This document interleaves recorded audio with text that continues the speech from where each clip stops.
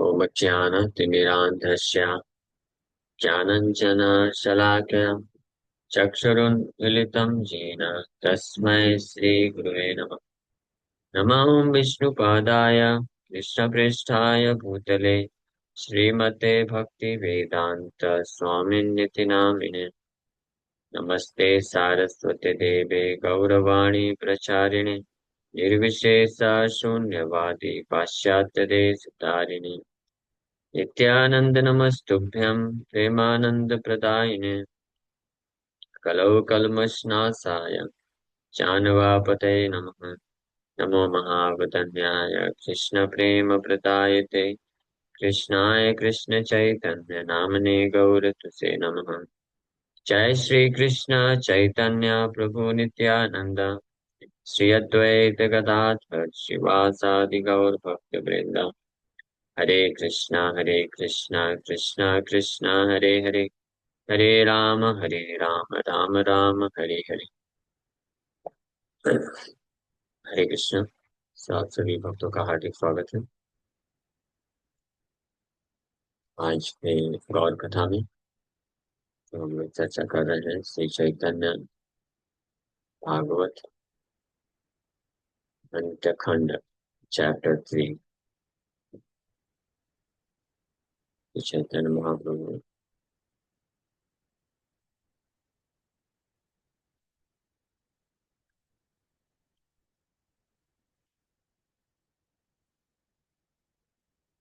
एक दिन प्रभु पुरी गोसाई मठे वसिले न गिया तान परम निकटे। एक दिन श्री चैतन्य महाप्रभु परमानंदपुरी के मठ में गए और उनके पास बैठ गए। परमानंदपुरी रे प्रभुर बड़ प्रीत पूर्वे जिन श्री कृष्ण अर्जुन तुई मित। The Lord had great affection for Paramanand Puri, just like that found between the two close friends Krishna and Arjuna. So भगवान को परमानंद पुरी के साथ बहुत प्रेम था, उस प्रकार का प्रेम जैसे कृष्ण और अर्जुन के पास के साथ। कृष्ण कथा परस्पर रहस्य प्रसंगे निरवधि पूरी संगे ठाके प्रभु राखे। The Lord would always enjoy passing his time discussing topics of Krishna with Paramanand Puri. जो परमानंद पुरी के साथ चैतन्य महाप्रभु कृष्ण की कथा अ, बहुत ही अच्छे तरीके से आस्वादन करते थे और इस प्रकार से घंटों घंटों व्यतीत कर देते। पूरी गोसाई कूपे भाल नहे जल अंतर जामे प्रभु ताहा जानी ला सकल। तो पूरी गोसाई जहाँ रहते थे वहां पे एक कुआं था और उसमें उसमें जो जल था पानी था वो सही नहीं था। तो श्री चैतन्य महाप्रभु अंदर ही अंदर इस बात को जान गए कि उनके कुएं में पानी सही नहीं है। से महाप्रभु उनसे इंक्वायर करते हैं, पूछते हैं। पूरी गोसाई रे प्रभु पूछिला अपनी उपे जल के मत हैल कहा सुनी। सो चैतन्य महाप्रभु हालांकि जानते हुए भी पूछे, how is the water in your well, आपके कुएं में पानी कैसा है। पूरी बले से बड़ा भागिया कूपे कूप जल हैला जेना खोरा कर द मेरा रूपा। Paramanand Puri replied, this well is very unfortunate, but its water is always completely muddy. So Paramanand Puri replied कि इसे है बड़ा अभागिया कूपा, बहुत ही दुर्भाग्यशाली कुआं है, इसका जल जो हमेशा गंदा रहता है। सुनी प्रभु हाय हाय करी तेला गिला, प्रभु बोले जगन्नाथ कृपण हाइला। आप सुन करके हाय हाय बोले और शोक किए, alas Jagannath has become miserly. ये जगन्नाथपुरी का जो मेन मंदिर है उसके पास में ही है, जस्ट ज्यादा दूर नहीं है परमानंदपुरी का कुआं। सो आज अभी के समय में वहां पे पुलिस स्टेशन बन गया है, लेकिन कुआं अभी भी है। अगर जाएंगे तो दर्शन कर सकते हैं। परमानंदपुरी वहां पे रहते थे। सो महाप्रभु बोले, last Jagannath has become miserly. देखो जगन्नाथ कितने कृपण बन गए हैं। अपने भक्त के लिए पानी भी ठीक ठाक से नहीं दे रहे। पुरी रघुपेर जल पर शिवजे सर्व पाप ठाकिले वो तरी विकासे। और महाप्रभु डिक्लेयर किए, anyone who touches the water from Pramanand Puri's well will be delivered, even if he is most sinful. कोई भी व्यक्ति परमानंद पुरी के जल को स्पर्श कर लेगा तो उसका उद्धार हो जाएगा, भले ही वो महान पापी भी क्यों ना हो। ये आशीर्वाद महाप्रभु दिए हैं परमानंद पुरी के द्वारा यूज किए जाने वाले कुएं का। अतएव जगन्नाथ देवे रमाया नष्ट जल हैला जेना केहा नहीं खाए। इसलिए बोल रहे हैं, therefore by the potency of Lord Jagannath the water has become so bad that no one can drink it। इसीलिए जगन्नाथ की हाँ, की कृपा से, माया से ये जल जो है गंदा हो गया, ताकि कोई इसको पिए नहीं। नहीं तो सबका उद्धार इमीडिएटली हो जाएगा। एता बल इसलिए बोल रहे हैं, महाप्रभु ये भाव प्रकट कर रहे हैं कि परमानंद पुरी इतने महान भक्त हैं जगन्नाथ के, कृष्ण के, कि उनका जल को अगर कोई पान कर लेगा तो कितना महापापी भी होगा तब भी उसका उद्धार हो जाएगा। और ये बात जगन्नाथ जी जानते हैं, इसलिए जगन्नाथ जी जो है कंजूस बन करके, माइजर बन करके, कि इतनी आसानी से सारे पापी लोगों का उद्धार हो जाएगा तो फिर मेरा क्या होगा, सबका सेवक बनना पड़ जाएगा। तो इसलिए भगवान उस जल को गंदा करते हैं ताकि केवल परमानंद पुरी ही पी सके। तो इसलिए महाप्रभु बोल रहे थे यहाँ पे, जगन्नाथ कृपण हाइला। देखो जगन्नाथ कितने कृपण हो गए, कितने कंजूस हो गए। एतबली महाप्रभु आपने उठिला तुलिया से भुज दुई कही ते लागिला। ये बोल करके महाप्रभु खुद खड़े हो गए, अपने दोनों हाथ ऊपर उठा करके इस प्रकार से बोलना चालू कर दिए। After speaking these words, Mahaprabhu stood up, raised his arms, and began to speak as follows. Jagannath महाप्रभु ए मोरवर गंगा प्रवेश सुका ए कुपेर भीतर। O Lord Jagannath, give me the benediction that the Ganges may enter into this well। महाप्रभु दोनों हाथ ऊपर करके finally आशीर्वाद दिए। हे मोरवर, ये आशीर्वाद दीजिए। महाप्रभु जगन्नाथ जी को प्रार्थना के लिए, हे जगन्नाथ आप मुझे ये आशीर्वाद दीजिए कि इस कुएं में साक्षात गंगा प्रवेश कर जाए। भोगवती गंगा जे आछे न पाटा पाता लेते तारे आज्ञा कर ए कूपे प्रवेशिते। Please order the Bhogavati Ganga which flows in Patal Lok to enter this well. आप कृपा करके भोगवती गंगा को आदेश दीजिए जो पाताल लोक में बहती है, इस कुएं में आ जाए। सर्व भक्त गण श्री मुखेर वाक्य सुनी उच्च करी बालिते लागिला हरि ध्वनि। जब सभी भक्त लोग महाप्रभु के खारबिन से इन शब्दों को, आशीर्वाद को सुनी, वो सब जोर जोर से हरि नाम लेना चालू कर दिए। तबे तत कत क्षणे प्रभु वसाय चलीला भक्तगण सबे किया शयन करीला। तब कुछ समय के पश्चात महाप्रभु अपने निवास स्थान में चले जाते हैं और भक्त लोग भी अपने अपने जगह में जाके रेस्ट करते हैं। से क्षण गंगा देवी आज्ञाकारी सिरे पूर्ण हई प्रवेश शिला कुपेर भीतरे। उसी समय श्री चैतन्य महाप्रभु के आदेश को मानते हुए गंगा देवी उस कुएं में प्रवेश करते। प्रभाते उठिया सबे देखी न अद्भुत परम निर्मल जले परिपूर्ण कोपा। और अगले दिन सुबह सुबह जब भक्त लोग पहुंचे, देखे तो सब लोग, सारे भक्त लोग देख करके आश्चर्यचकित हो गए कि परमानंदपुरी का जो कुआं है वो क्रिस्टल क्लियर वाटर, परम निर्मल जल से भरा पड़ा है पूरा। वो कुआं जिसमें पानी बहुत गंदा था। महाप्रभु दोनों हाथ ऊपर करके प्रार्थना किए जगन्नाथ को कि गंगा को भेज दो, आप इस कुएं को भर दो। तो गंगा पाताल लोक से आ गई, कुएं को भर दिया और परम निर्मल जल हो गया। आश्चर्य देखिए हरि भले भक्तगण पूरी गोसाई हैला आनंदे अचेतन। सारे भक्त लोग देख करके बड़े आश्चर्यचकित हुए और परमानंद पुरी तो आनंद के कारण मूर्छित होकर गिर पड़े।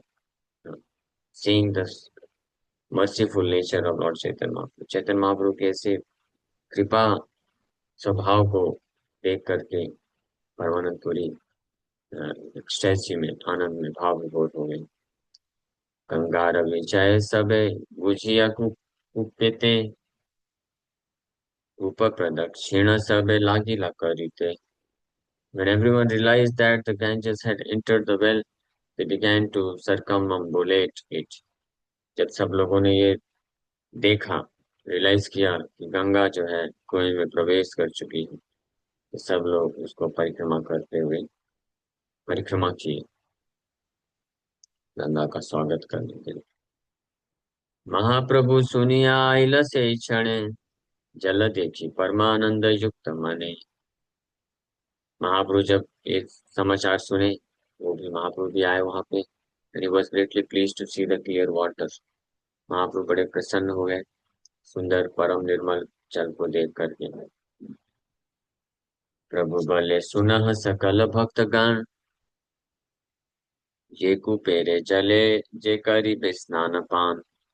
सत्य सत्य हई बतार गंगा स्नान फल कृष्ण भक्ति हई बतार परम निर्मल। तो महाप्रभु फिर डिक्लेयर किए कि हे भक्तगण सुनो, जो भी इस जल में स्नान करेगा निश्चित रूप में उसको गंगा में स्नान करने का फल मिलेगा और वो कृष्ण के प्रति शुद्ध भक्ति को प्राप्त कर लेगा।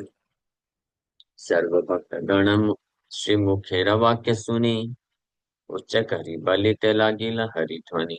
सभी भक्तों के When all the devotees heard these words from the lotus mouth of the Lord, they began to loudly chant the name of Hari. भगवान के मुख से जब ये बात सुने तो सब लोग उच्च स्वर में हरि ध्वनि बोलना, हरि कीर्तन करना चालू कर। पुरी गोसाई कूपे से ही दिव्य चले स्नान पान करे प्रभु महा कुतूहले। The Lord would joyfully take bath and drink that divine water from Puri Goswami's well. तो भगवान चैतन्य महाप्रभु बहुत आनंदित होकर के उस जल में स्नान करते थे और पूरी परमानंद पुरी गोस्वामी के कुएं से के दिव्य जल को पान भी करते थे। प्रभु बोले आमी जे आछिए पृथ्वीते जानिया केवल पूरी गोसाई रखीते। Sri Chaitanya Mahaprabhu declared किए know for certain that I live in this world simply because of Puri Goswami's affection। कि मैं इस जगत में रहता हूँ निश्चित रूप में केवल और केवल परमानंद पुरी गोस्वामी के प्रेम के कारण। पुरी गोसाई रामी नाही का अन्यथा पुरी बेचिले वो आमी बिकाई सर्वथा। So मैं पुरी गोस्वामी की प्रॉपर्टी हूँ, परमानंद Puri belong to Puri Goswami. There is no doubt about it. If he likes, he can even sell me। इसमें कोई संशय नहीं, मैं उनका संपत्ति हूँ और अगर वो चाहते हैं तो मुझे बेच भी सकते हैं। That means he can give me to anyone he wants।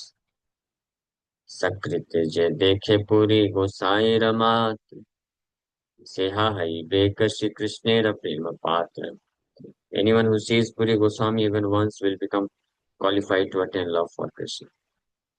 परमानंद पुरी गोस्वामी का दर्शन अगर कोई एक बार भी कर लेता है तो योग्य बन जाएगा कृष्ण के प्रति प्रेम को प्राप्त करने के लिए। सकृत मीन्स वन टाइम।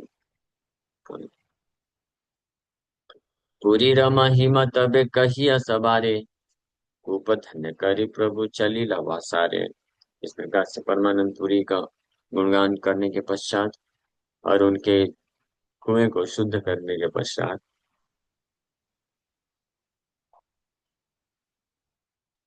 महाप्रभु अपने निवास स्थान को लौट जाते हैं। ईश्वर से जाने भक्त महिमा बाढ़ाते हे न प्रभु न भजे कृतज्ञ को न मते।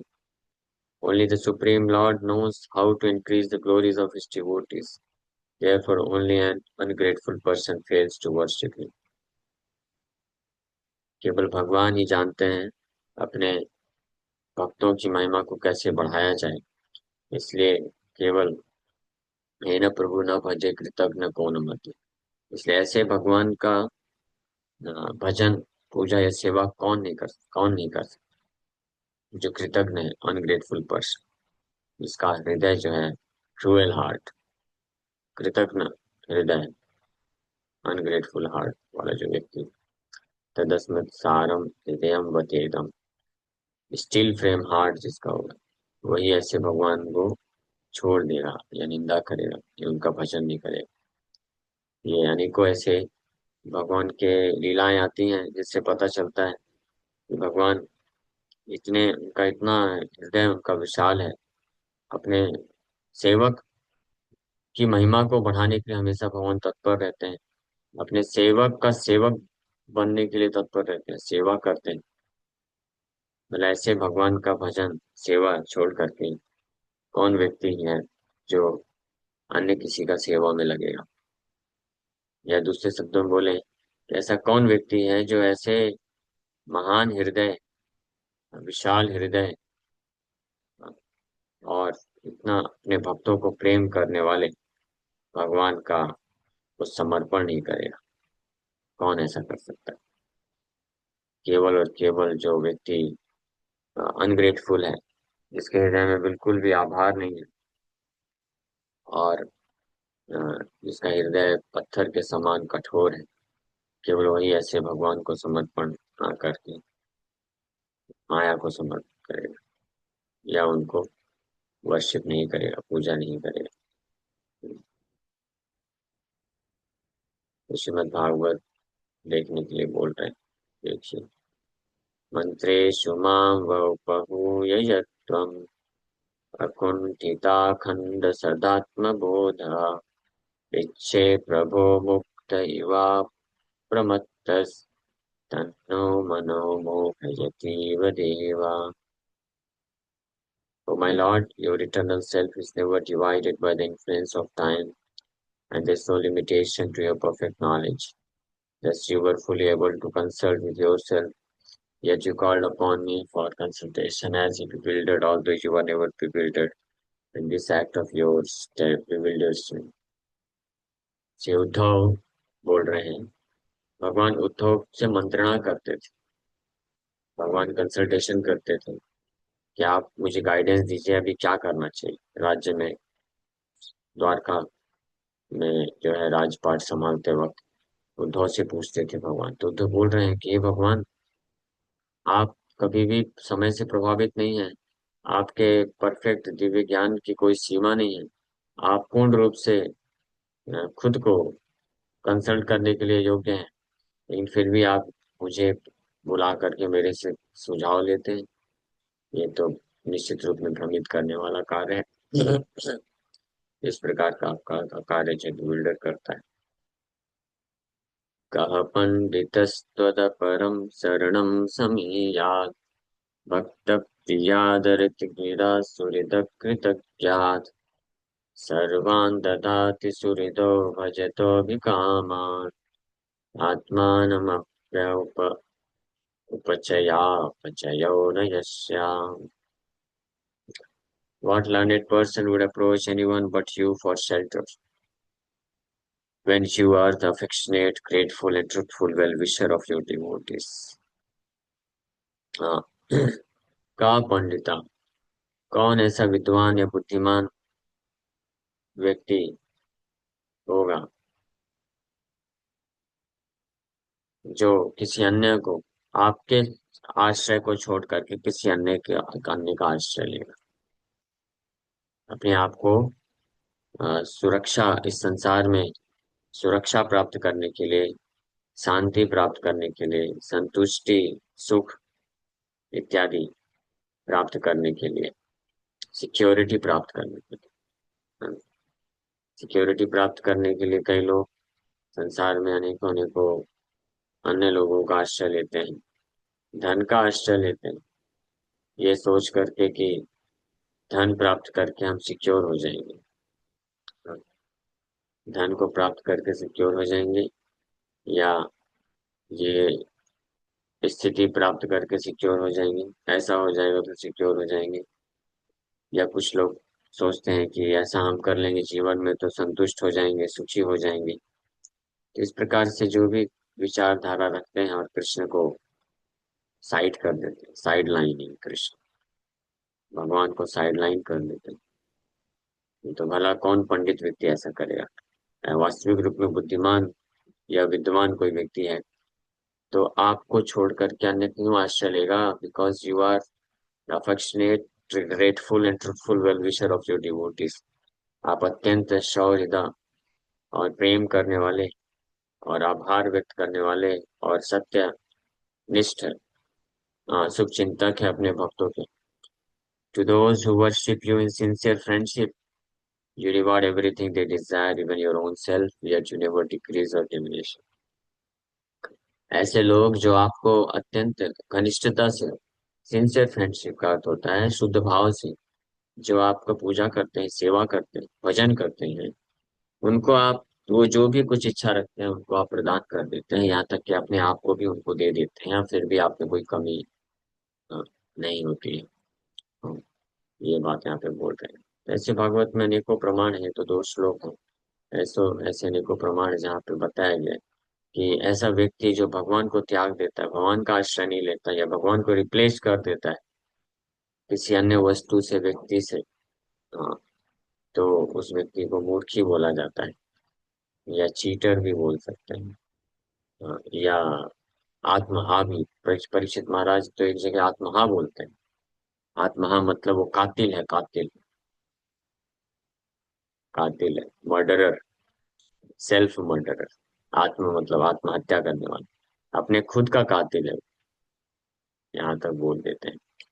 ये इतना बड़ा पापी, जितने भी पाप हैं उसमें से सबसे बड़ा पाप आत्महत्या है। आत्महत्या जो है सबसे भयानक पाप। तो इतना बड़ा पाप भी हो जाता है व्यक्ति जो कृष्ण को त्याग देता है, उनका भजन नहीं करता, सेवा नहीं करता, उनको समर्पण नहीं करता है। तो सावधान रहें हम सब। हम भी इस कैटेगरी में जा सकते हैं अगर हम सावधान नहीं रहेंगे तो। भले ही हम बाहर से भजन कर रहे हैं और भक्ति में तरीके से वो कर रहे हैं, लेकिन अगर हृदय में हमने कृष्ण के अतिरिक्त किसी अन्य वस्तु, व्यक्ति, स्थान, परिस्थिति को आश्रय दे रखा है तो मतलब डेंजर है। Unfortunately take security from tell not from Krishna. सही बात है कि लोग सिक्योरिटी चाहते हैं क्योंकि 365 दिन डर बना रहता है, क्या होगा क्या होगा। ये दुर्भाग्य यही है कि कृष्ण से सिक्योरिटी ना लेकर के भौतिक लोगों से सिक्योरिटी लेते हैं। स्पेशली कम से कम भक्तों को तो ध्यान रखना चाहिए। हाँ, भक्तों को बहुत ध्यान रखना चाहिए। हम भौतिक संसार में हमारा जो पैसे कमाने का है, धंधा है, जॉब है और भौतिक कर्तव्य है, भौतिक कार्य है, सब कर सकते हैं, इसके लिए मना नहीं है।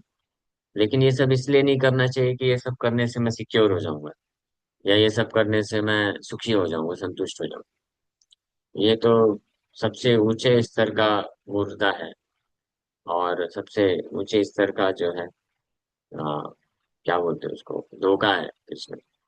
इसलिए बोल रहे हैं कृष्ण केवल ऐसे नहीं कि सर्वसमर्थ है, वो सर्वसमर्थ तो है, वो साथ ही साथ में is most affectionate and loving master, जैसे यहाँ पे बताया गया, most affectionate and loving master, supremely well wishing friend है। ऐसे परम जो है प्रेम करने वाले भक्त वत्सल भगवान को कौन छोड़ सकता है? कम से कम एज ए डिवोटी हमको ये केयरफुली ध्यान रखना चाहिए। जीवन में कैसी भी परिस्थिति हो जाए, हम प्रयास करते हैं ठीक है, लेकिन कभी भी अपने मन में ये भावना ना रखें कि इस संसार में कोई अन्य व्यक्ति, अन्य वस्तु या अन्य कार्य किसी प्रकार का हमको वास्तविक सुरक्षा दे सकता है।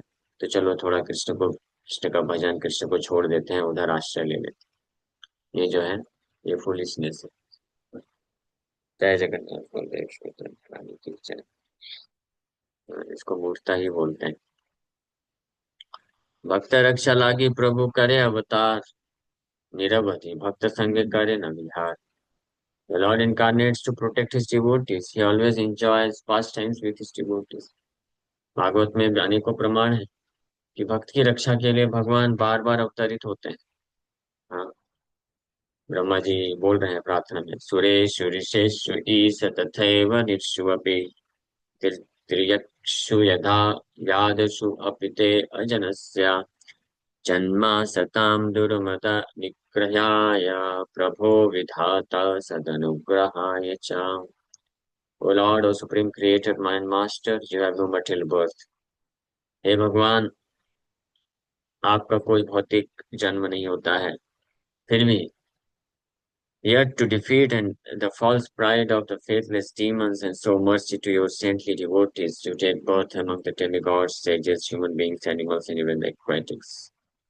फिर भी जो फेथलेस डीमंस हैं, असुरी प्रवृत्ति के अश्रद्धालु असुर होते हैं, उनके उनके मिथ्या अहंकार को क्रश करने के लिए, नष्ट करने के लिए, और अपने जो सेंटली डिवोटीज हैं उनके ऊपर कृपा करने के लिए आप अनेकों अनेकों रूप में, देवता के रूप में, ऋषि मुनि के रूप में, मनुष्य के रूप में, जानवर तक के रूप में, यहाँ तक कि मछली भी बन करके आप अवतरित हो जाते हैं। हाँ, प्रहलाद की रक्षा करने के लिए, हाँ, आधा मनुष्य आधा जानवर भी बन गया। दोनों कॉम्बिनेशन भी एक्सेप्ट कर लेते हैं भगवान, जरूरत पड़ने पे। हाँ, और ऐसे वो स्वयं भुवा मनु, जब प्रलय का समय आ रहा था तब मत्स्य अवतार लेके आ गए, कूर्म अवतार लेके आ गए देवताओं की रक्षा के लिए। इस प्रकार से भगवान करते हैं कार्य, लेकिन अ, जो अनग्रेटफुल होते हैं, वो ऐसे भगवान को त्याग देते हैं और अन्य किसी का आश्रय लेते हैं। स्वशांत रूपेषु इतरय स्वरूप अभ्यर्त्यमानेषु अनुकंपितात्मा परावरेषु महदंश युक्तो यचोऽपि चातो भगवान यथाग्नि। ये भागवत के थर्ड कैंटो में शिक्षा है। कपिल देव महाराज, कपिल देव भगवान ये माता देवती को दीक्षा देते हैं, बता रहे या नहीं, नहीं, ये उद्धव, उद्धव बोल रहे हैं, remembrance of Lord Krishna, third canto second chapter, Uddhav बोल रहे हैं श्लोक। The personality of God, the all compassionate controller of both the spiritual and material creations, is unborn. परम भगवान जो दोनों आध्यात्मिक और भौतिक जगत के एकमात्र नियंत्रक हैं, मालिक हैं, वो ऑल कंपैशनेट है, मीन्स सर्व कृपामय है, और उनका जन्म नहीं होता है। लेकिन फिर भी when there is friction between his peaceful devotees and persons who are in material modes of nature, he takes birth just like fire accompanied by his planetary portions controlling the महातत्व। लेकिन फिर भी जब उनके जो शांत स्वभाव के भक्त होते हैं और जो आसुरी प्रवृत्ति के लोग होते हैं, उनके बीच में जब ये घर्षण होता है, संघर्ष होता है, तो अपने ऐसे सेंटली डिवोटीज को बचाने के लिए भगवान किसी भी रूप में अवतरित होने के लिए तैयार हो जाते हैं। ऐसे अनेकों प्रमाण हैं। तो इसलिए कौन भला विद्यमान व्यक्ति होगा जो ऐसे भगवान को छोड़ करके किसी अन्य का आश्रय या किसी अन्य चीज का, अन्य वस्तु का, अन्य कार्य का, साधन का आश्रय लेगा। तो कभी भी अपने आप को, हमको अगर सुरक्षित रखना है, हाँ, इस संसार में पग पग में भय है, भय हर पग में क्या है, भय है, बहुत रिस्क है, कभी भी कुछ भी हो सकता है। लेकिन जो बुद्धिमान होते हैं, जो शुद्ध हृदय के होते हैं, वो लोग हर परिस्थिति में कृष्ण का आश्रय लेते हैं। वो अन्य किसी साधन पे, किसी विद्या पे, किसी अन्य भगवान के नाम के अलावा किसी अन्य मंत्र पे भी श्रद्धा आश्रय नहीं लेते हैं। किसी अन्य देवी देवताओं का पूजा का भी आश्रय नहीं लेते हैं। फिर किसी मनुष्य से, इस संसार मर्त्य लोक के मरने वाले मनुष्य का आश्रय कैसे ले सकते हैं? और फिर रही बात, ये जो निर्जीव वस्तु है, धन संपत्ति, इसका आश्रय क्या लेंगे? ये हमको कैसे बचा सकते हैं? ये जो चीजें हैं, ये बस हमको थोड़ा फैसिलिटेट करते हैं कि हम इस संसार में कुछ फैसिलिटी मिल जाए ताकि ये शरीर का पालन पोषण हो सके। तो ये एक अलग चीज है। हाँ, हमेशा ध्यान रखिए, जो सुरक्षा है हमको माया से, भौतिक जगत के कष्टों से, स्पेशली जन्म मृत्यु जरा व्याधि वाली जो कष्ट है, ये सबसे सबसे महत्वपूर्ण, सबसे बड़ी समस्या तो यही है, जन्म मृत्यु जरा व्याधि। इससे क्या सिक्योरिटी मिलेगी? एक यूथ डिवोटी बोल रहा था मुझे बहुत पैसे कमाना है। क्यों कमाना है? बस सिक्योरिटी चाहिए। भोग नहीं करना चाहता हूँ, बस सिक्योरिटी चाहिए। अरे क्या सिक्योरिटी मिलेगी आपको? क्या आपका बहुत पैसा मृत्यु से बचा सकता है? कितने सारे अरबपति खरबपति लोग आए गए चले गए, कोई बच पाएगा? हाँ, मृत्यु से कौन बचा है? जिसके पास पूरे पृथ्वी का जो सबसे अमीर व्यक्ति होगा वो तो बच गया होगा ना मृत्यु से। उसको मृत्यु नहीं आई होगी ना? आई है क्या? ये जो सबसे बड़ा नेता होगा वो तो बच गया होगा। देवता लोग नहीं बच सकते मृत्यु से, तो इंसान क्या बचेगा? अब आप मृत्यु से ही नहीं बच पा रहे हो। हाँ, मृत्यु तो दूर की बात है, बुढ़ापा से बचा पाए कोई अपने आप को? बाहर से बस थोड़ा डाई वाई लगा लिया है, एक्सटर्नल आर्टिफिशियल सर्जरी करा लिया, उससे क्या फर्क पड़ता है? अंदर से तो बूढ़ा ही हो। अमिताभ बच्चन बूढ़ा हुआ कि नहीं हुआ? हाँ, मेंटेन नहीं करेंगे तो इसकी सलामत। बूढ़ा हो गया ना, अभी हो गया ना बूढ़ा। हाँ। और जो बेस्ट ऑफ द जो है जो मट मिस यूनिवर्स, जो पहले 50 साल पहले कोई मिस वर्ल्ड मिस यूनिवर्स रहे होंगे, अभी बूढ़ी हो गई कि नहीं हो गई? सब गए ना।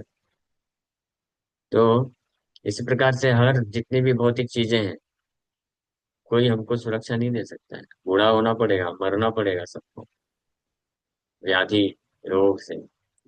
इससे कौन हमको बचा सकता है? केवल और केवल भगवान कृष्ण बचा सकते हैं।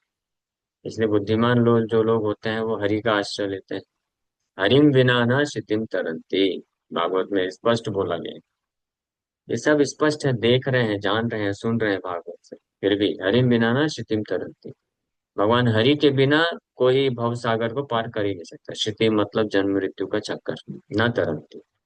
जन्म मृत्यु के चक्कर से कोई पार नहीं जा सकता है। तो ये सबसे बड़ी समस्या है। ये समस्या को साइडलाइन कर दिया है, छोड़ दिया है, भूल जाते हैं लोग। और ये छोटा छोटा कुछ कुछ समस्या के चक्कर में अपना पूरा जीवन व्यर्थ गवा देते हैं। हाँ। बाकी समस्या सब छोटी मोटी है, वो सब आप जो छोटी मोटी समस्या है, भूख लग रही है, जाओ ठीक है थोड़ा कमा लो, खरीद के खा लो। हाँ, वो सब करने के लिए ठीक है, जॉब धंधा कर लेना चाहिए। हाँ, वो भी आखिरकार में आता क्या कहाँ से? वो भी कृष्ण ही देते हैं ना। अगर प्रकृति में अनाज नहीं निकलेगा तो आप कितना भी पैसा कमा लेंगे, खा पाएंगे? हाँ। प्रकृति से अगर, हाँ, कोई बोलता है बहुत पैसा होगा तो मेडिकल फैसिलिटी है, हम अपने आप को मेडिकल ट्रीटमेंट करा सकते हैं, आजकल मेडिकल बहुत महंगा हो गया है। तो मेडिकल ट्रीटमेंट भी वो अ, जो है औषधि है, दवाई है, वो सब कहाँ से आते हैं? प्रकृति से आते हैं, वो भी कृष्ण ही दे रहे हैं ना। तो आप करिए, पैसे कमाइए, मेडिकल ट्रीटमेंट लीजिए, लेकिन ध्यान रखिए कि आप केवल पैसे कमा रहे हैं इसलिए मेडिकल ट्रीटमेंट लेकर के अपने आप को व्याधि से बचा लेंगे तो ये मूर्खता है। ये जानना चाहिए कृष्ण की कृपा से बच सकता हूँ, दवाई भी कृष्ण की कृपा है। और दवाई लेने के बाद भी कृष्ण की कृपा अगर नहीं होगा तो भी व्यक्ति बचेगा नहीं बचेगा कोई गारंटी नहीं है। ठीक है, ऐसे कितने सारे लोग हैं जो करोड़ करोड़पति होते हैं, डॉक्टर लोग उनके व्याधि को समझ ही नहीं पाते कि उनकी रोग, उनको रोग क्या हुआ है, इलाज करना तो दूर की बात है। और कितना इलाज करते हैं फिर भी कोई कोई छोटे छोटे बीमारी से भी मर जाता है, और अब करोड़ों खर्चा करता है फिर भी। ये माइकल जैक्सन का नाम सुने होंगे। उसके best of the doctors personal 24 hours उसका उसका ध्यान रखते थे। 12-15 ऐसे उसके जो है बेस्ट डॉक्टर्स लगा के रखा था। डाइटिशियन सब कुछ लगा के रखा था। वो जो खाता था वो खाने के पहले उसका परीक्षण होता था, सब टेस्ट करते थे डॉक्टर सब मिल करके, पूरा टीम था।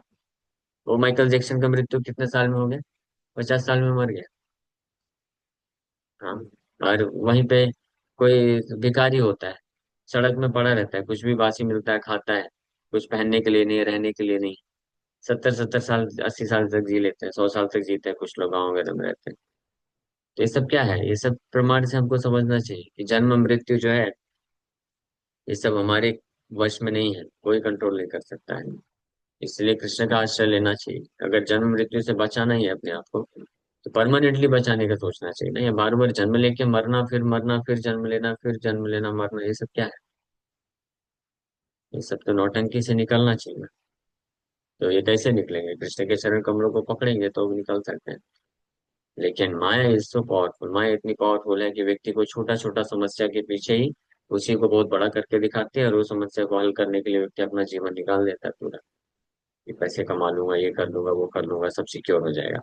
हाँ, सब कुछ सिक्योर कर लिया उसके बाद फिर मृत्यु आ जाता है। पूरा जीवन लगाता है सबको सिक्योर करने के लिए। ऐसे जब पूरा जीवन निकल जाता है फिर अचानक से मृत्यु आ जाती है, तो सिक्योर क्या हुआ? कुछ सिक्योर हुआ? अपना खुद का अच्छा बड़ा घर हो जाएगा तो सिक्योर। बैंक बैलेंस रहेगा अच्छा तो सिक्योर। मेडिकल फैसिलिटी है तो सिक्योर। बहुत सारा कांटेक्ट है हमारा, सब कुछ पहचान है हमको, तो वो भी जानते हैं, सांसद तक लोग जानते हैं, कमिश्नर भी जानता है, और बहुत सारे बड़े बड़े पॉलिटिशियंस नेता लोग जानते हैं, सबसे पहचान है, कोई कुछ हमारा नहीं बिगाड़ सकता है।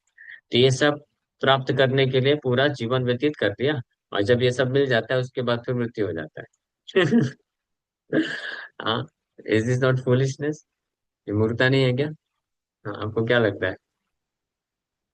क्या लगता है? हाँ, मूर्खता ही है ना। तो इसलिए जो भक्त लोग, कृष्ण भक्त बड़े चतुर, कृष्ण के भक्त बड़े विद्वान होते हैं, बुद्धिमान होते हैं।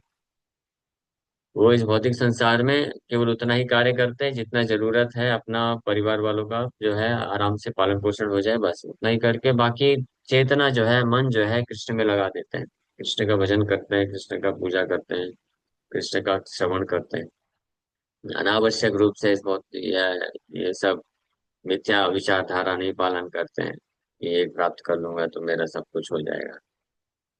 तो इसलिए वैसे भगवान का आश्रय लेना चाहिए। भक्त रक्षा लागी प्रभु करे अवतार, निरवधि भक्त संगे करे न विहार।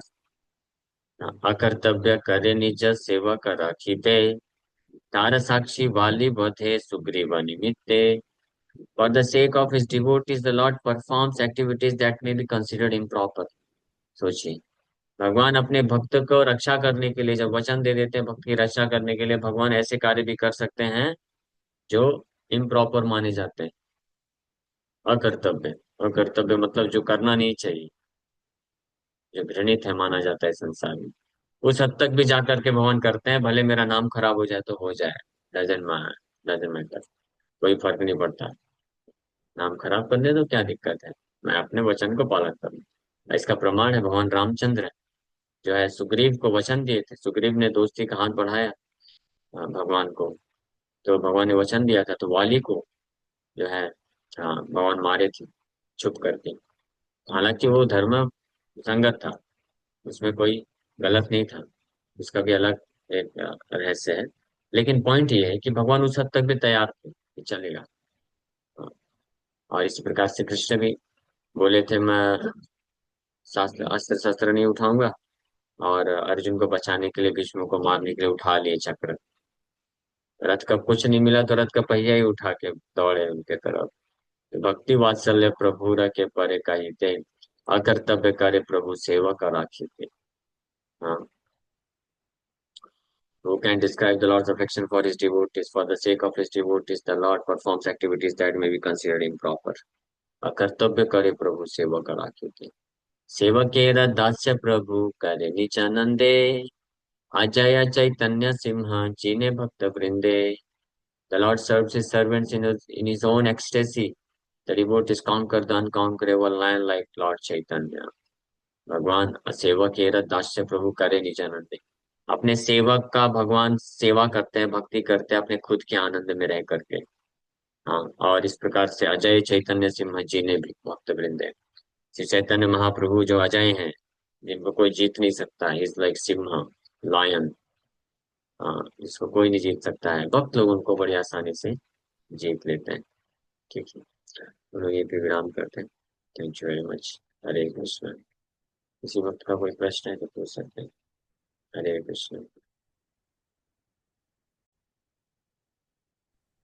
हरे कृष्ण प्रभु जी, दंडवत प्रणाम। हरे कृष्ण। आ, मेरा क्वेश्चन ये था प्रभु जी कि जैसे आपने वो शेल्टर की बात की, तो क्या हम 100% मतलब शेल्टर क्यों नहीं ले पा रहे कृष्ण का? क्योंकि जीवन में छोटी सी भी बाधाएं आती है तो हम तुरंत ऐसे व्यक्ति को ढूंढ लेते हैं जो हमें मतलब पूरी लाइफ भी नहीं, मतलब थोड़ा सा एक लाभ करा के थोड़ी सी हमको मतलब राहत दिलाता है, उसका हम शेल्टर ले लेते हैं। तो उस टाइम क्यों हम भगवान को भूल जाते हैं? क्योंकि मैंने अच्छे अच्छे डिवोटीज को भी हम देखते हैं कि जैसे ही कुछ तकलीफें आती है तो ऐसे व्यक्ति का मतलब सहारा ले लेते हैं जो भौतिक रूप से ठीक नहीं होता है। तो क्यों बार बार इतना हम डिवोटीज है फिर भी ये हो कम जाता से कम, कम से कम ये प्रयास करना चाहिए कि हमारे हृदय और मन से कृष्ण का ही आश्रय लेना चाहिए। बाहरी रूप से ठीक है। अभी जैसे किसी को बीमारी हो गई तो डॉक्टर के पास जाएगा। लेकिन डॉक्टर के पास जाता भी है, जो भक्त जाता है ना डॉक्टर के पास, वो भी इस भावना से जाता है। और डॉक्टर भी कृष्ण की कृपा से, उसके पास कुछ ज्ञान है, और वो कृष्ण की कृपा से वो भी कुछ दवाई देगा। कि अल्टीमेटली जो डॉक्टर से ट्रीटमेंट मिलने वाला है, वो भी क्या है, कृष्ण का ही कृपा है। कृष्ण की कृपा ही समझ करके वो लेता है, यानी आश्रय अपने चेतना में, मन में कृष्ण का आश्रय लेता है।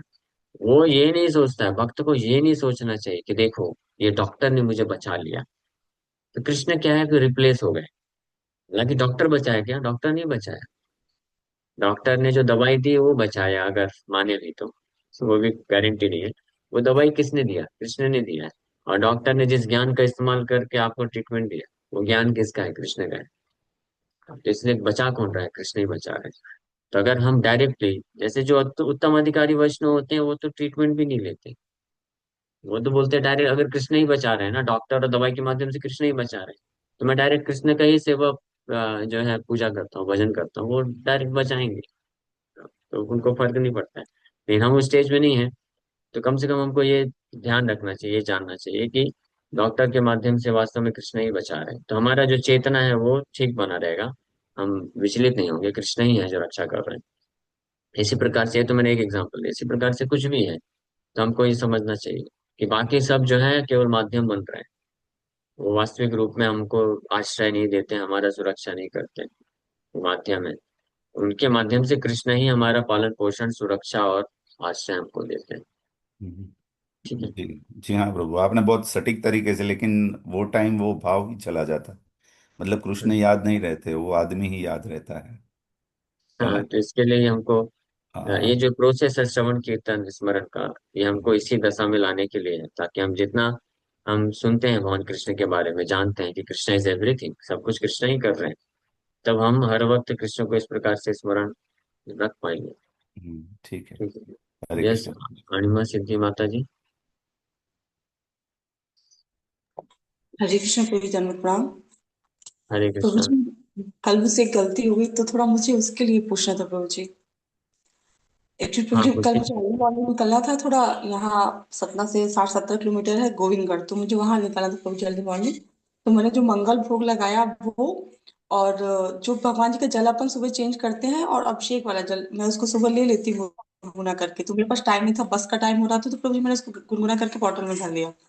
और मैं गई तो मेरी बस छूट गई, 1-1.5 घंटे मुझे वहां बस स्टैंड में रुकना पड़ा। ऐसे करके मैं जाते जाते लेट हो गई। तो मुझे लगा जो मैंने साथ में प्रसाद रखा है वो मैं ले लेती हूँ। तो मैंने वो प्रसाद लिया प्रभु जी, और फिर मुझे दिमाग में नहीं आया कि मेरे पास नॉर्मल जल नहीं है। तो मैंने वो जो जल मेरे पास अभिषेक का मिला हुआ और भगवान का जल प्रभु जी, मैंने उसको हाथ धुल दिया कि खाने के बाद तो हाथ तो धुलना है। और फिर मुझे बाद में याद आया, इसके बाद मैं जब करने लगी तो मुझे दिमाग में आया कि मेरे पास नॉर्मल ठीक है, जल ठीक नहीं है। था। वो समझ गया, प्रभु जी। समझ। हाँ तो ठीक है, ध्यान रखना चाहिए हमको, लेकिन अनजाने में कभी ऐसा हो जाता है, तो भगवान हिटलर नहीं है। भगवान भावग्राही है, और आप भक्त हैं, भगवान क्षमा कर देते हैं। ठीक है। तो जी उसको प्रभु जी। माइंड मत करिए। अगली बार से ध्यान रखना चाहिए।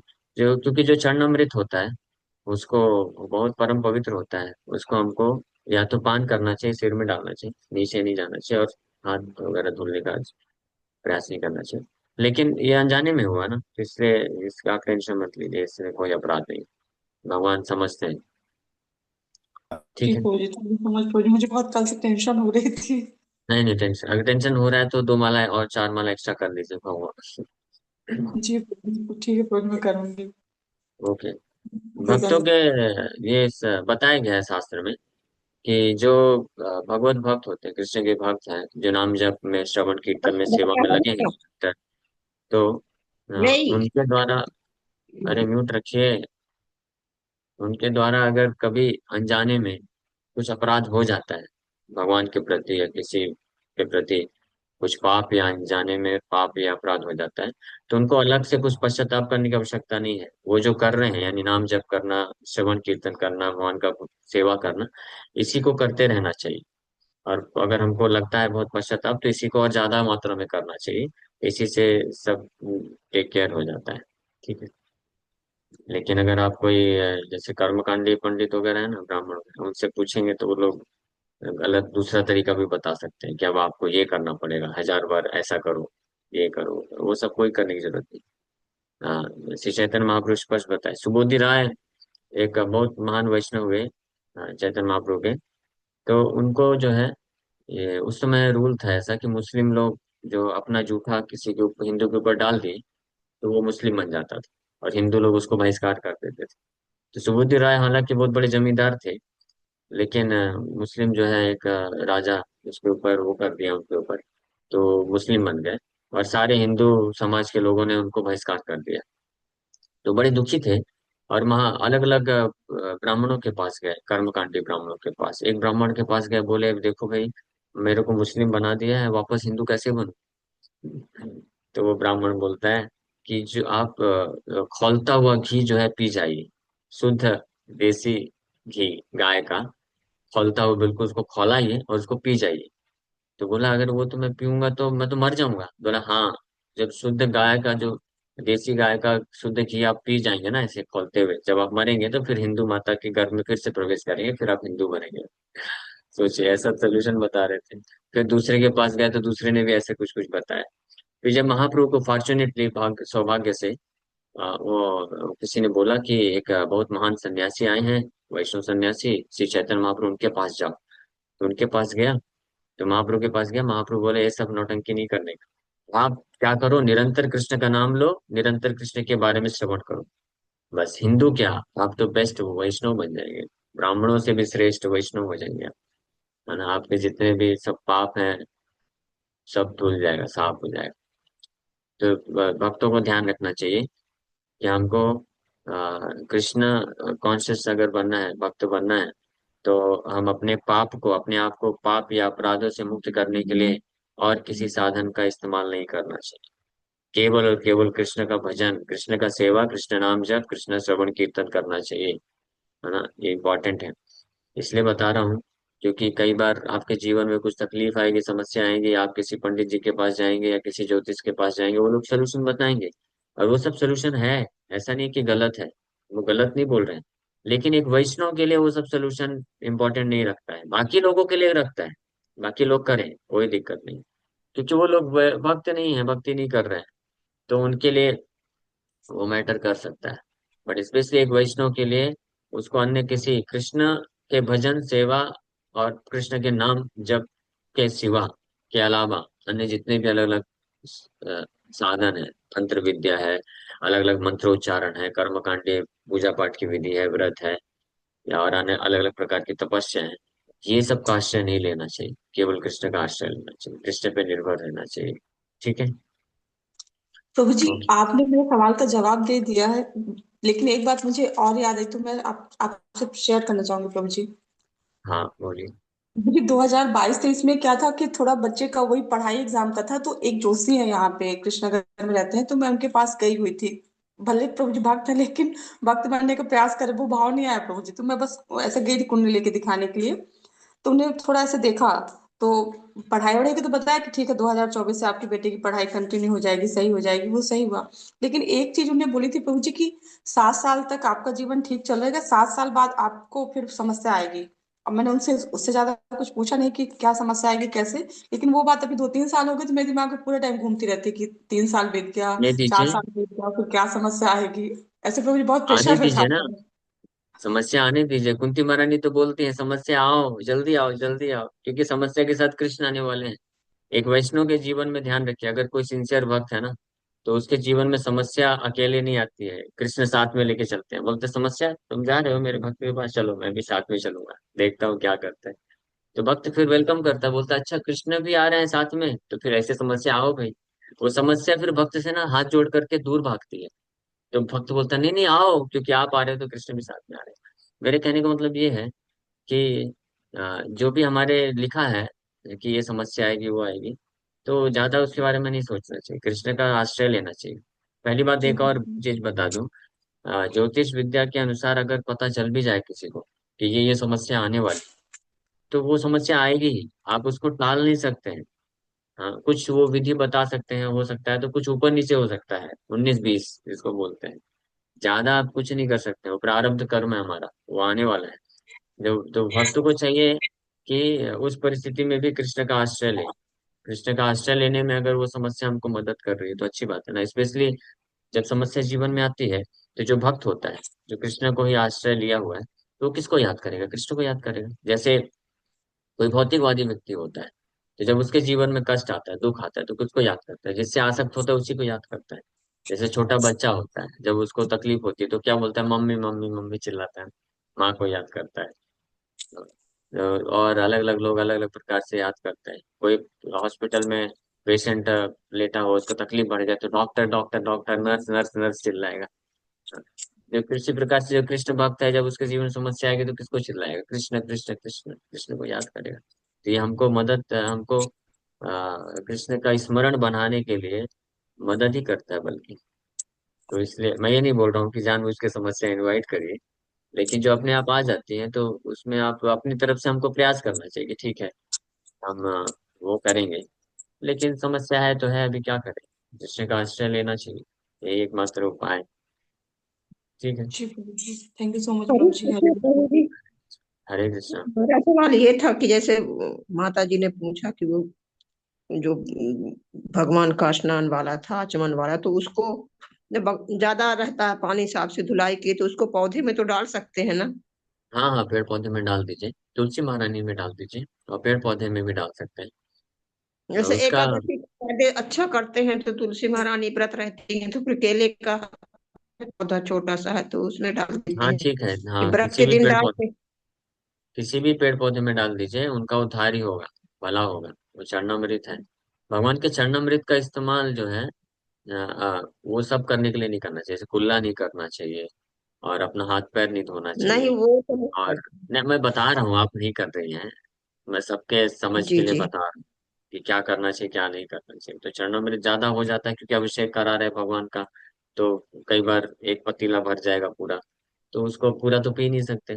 तो पेड़ पौधे में डाल दीजिए, वो लोग पी लेंगे, उनका उद्धार हो जाएगा।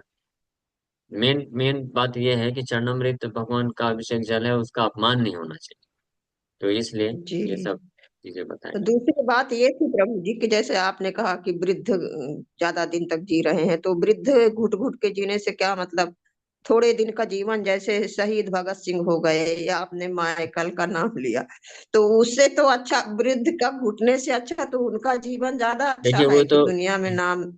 ऐसा नहीं है, सब अपने अपने कर्म के अनुसार होते हैं। ऐसे कितने वृद्ध लोग होते हैं जो बिना कष्ट दिए, ज्यादा कोई कष्ट नहीं मिलता है, आराम से खाते पीते चलते उठते बैठते शरीर छोड़ते हैं।